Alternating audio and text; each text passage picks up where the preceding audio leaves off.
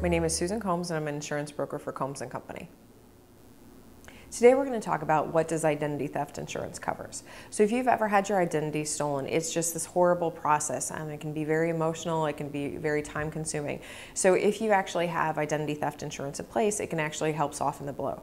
So the first thing that it typically covers is it covers the money that you're out of pocket. So if somebody steals your identity and they rack up $20,000 in credit cards, then it'll help pay that money back to you.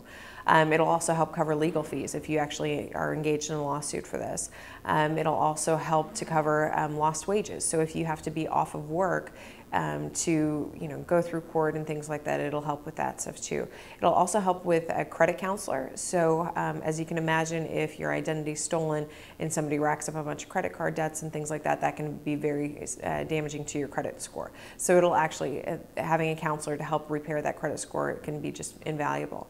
It also helps with monitoring and prevention. So it'll actually track your spending and see, if anything's out of line and try to help with catching these things before they, go so far down the rabbit hole that it's just becomes crazy.